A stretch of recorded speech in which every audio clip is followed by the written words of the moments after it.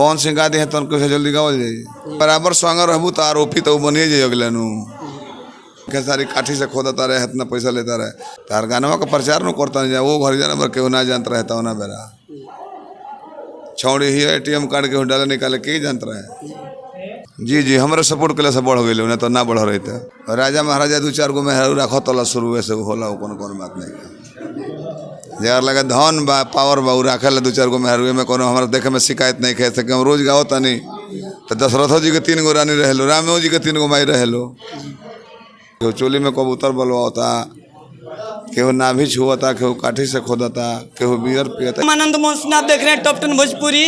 तो हम आ गए हैं भोजपुरी के नारदी विदा के जाने माने गायक व्यास अरविंद सिंह अभियंता, जो कि अपने हास्य से सभी दर्शकों को झुमा देते हैं। सबसे पहले नमस्कार, कैसे हैं? स्वागत है। नमस्कार प्रणाम भोजपुरिया भैया लोग जी। अपना प्रतिद्वंदी केकरा के मानी ला? सभे प्रतिद्वंदी है जो मार्केट में बा। केहू के संग एक तरफा एक आदमी के संग रहो तो वो आदमी मुँह मोरली मार्केट बिगड़ जाए, सबका संग रह जाला। अच्छा, एगो होला ना जैसे कि राउर ज़्यादा मानल जाला कमलबास कुंवर अरविंद अभियंता, प्रदुमन परदेसी, रोशन राज, अजीत हलचल, और माने जैसे एगो जोड़ी होला तो राउर माने सबसे ज़्यादा केकरा जोड़े माने चर्चित तो कमलबास कुंवर जोड़े बा। लेकिन राउर का लगेला कि राउर मुकाबला के कर सकेला? कुंवर से होला, सुदर्शन यादव से होला, अजीतो हलचल से होला, बूढ़ा व्यास से होला, हमारा शंकर सिंह से होला, हर एक जे भी लाइट में बा संग होला।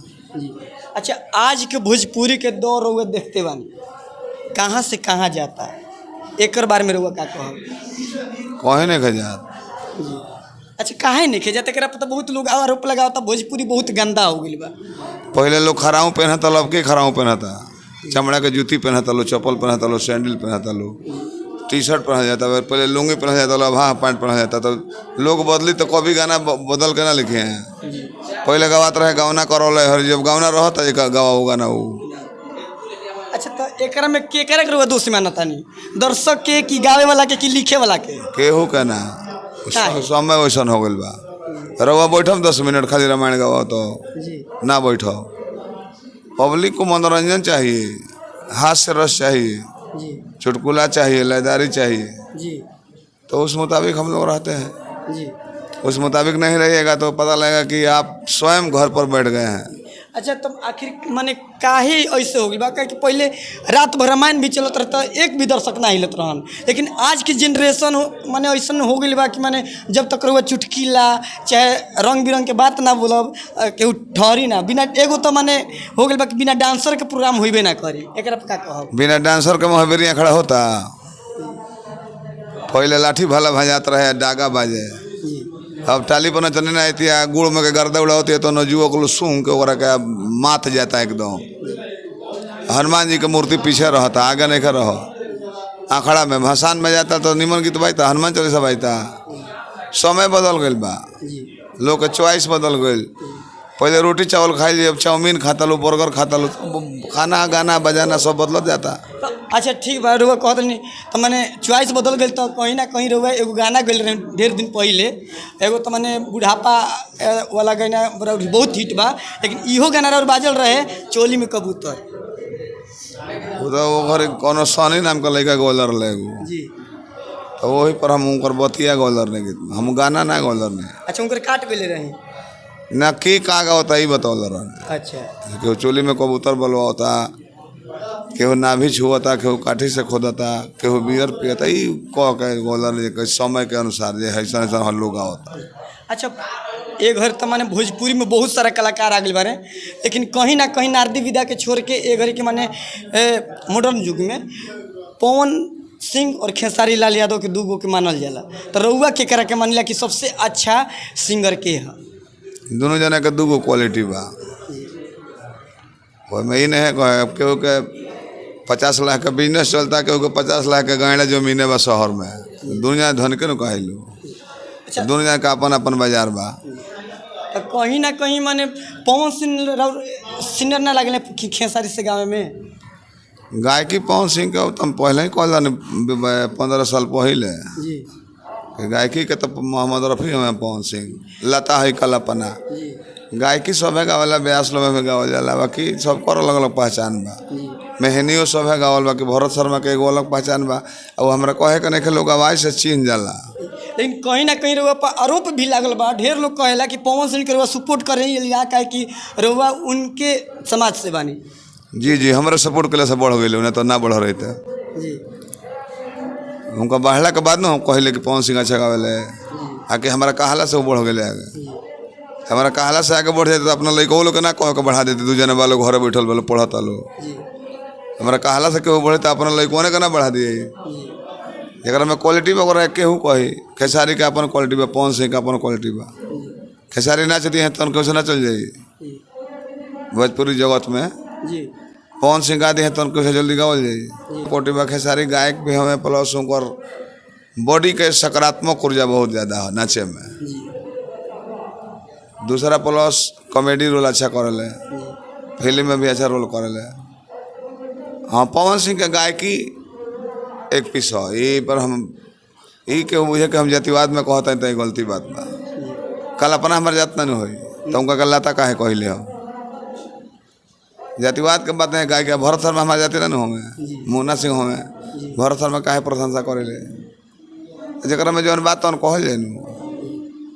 कौन पवन सिंह हमारा खर्ची ना दिले, बाकी खेसारी खर्ची दिले, तो में क्वालिटी में तो कहल जाता है।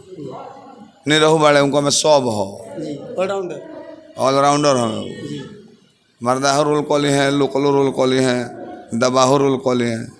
तो जरा में जौन बात तो कहल जाए। अभी लोग आरोप लगाओ कि हम जातिवाद कर लेते, गलती बात बा। पवन सिंह के निमन गायक कहले, निमन नाचे वाले ना कहले।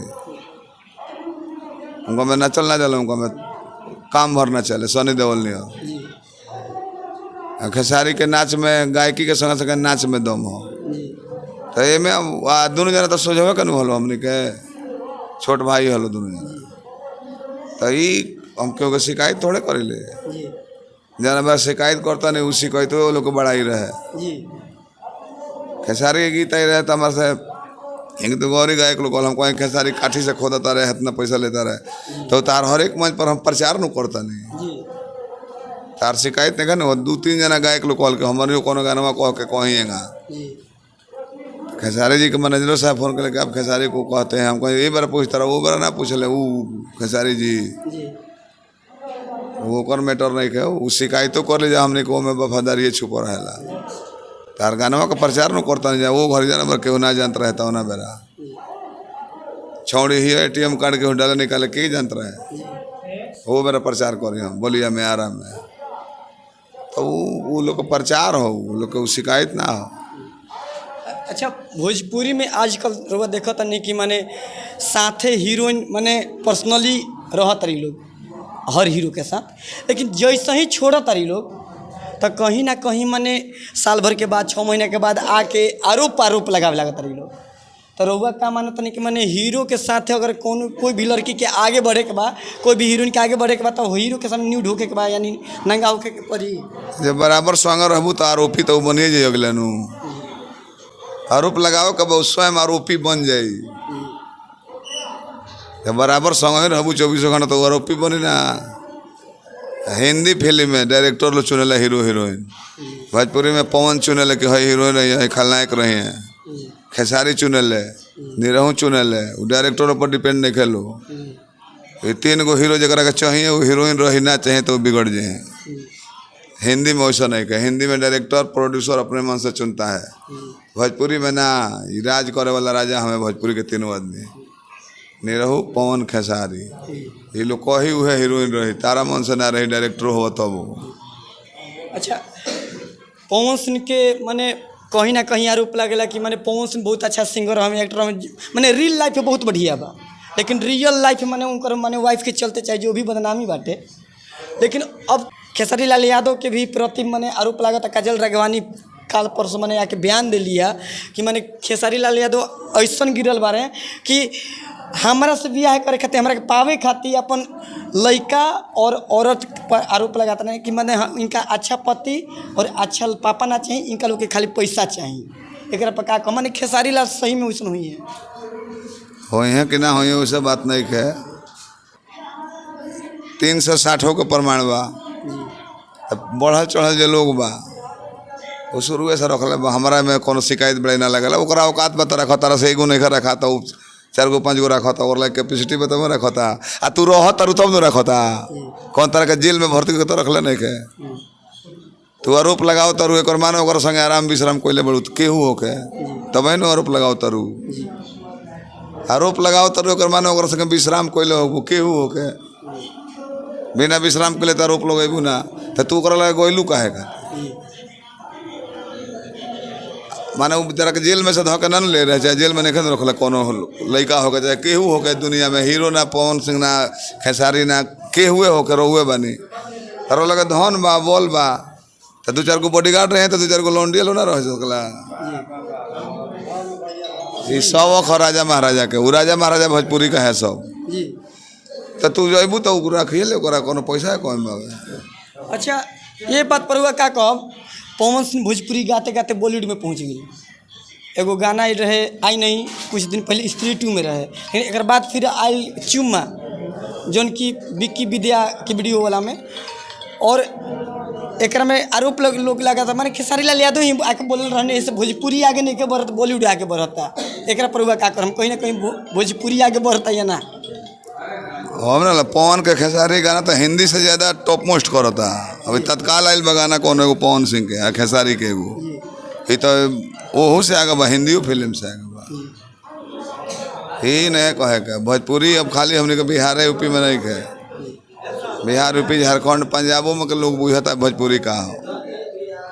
वो में दोषी के होकर नहीं कहे के, जमाना मांगता वैसा लोग आवता है मैं शिकायत के होकर नहीं करे।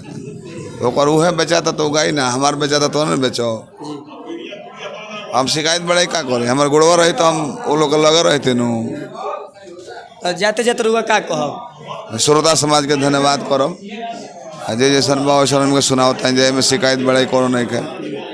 अब भोजपुरी कहीं से बिगड़ल नहीं है, ध्यान से देखो तो हमने के पश्चिमी सभ्यता से बेसी पहरावड़ हवा बदल गई, खाना बदल गई, गाना बदल गई, सब बदलाव हो गई।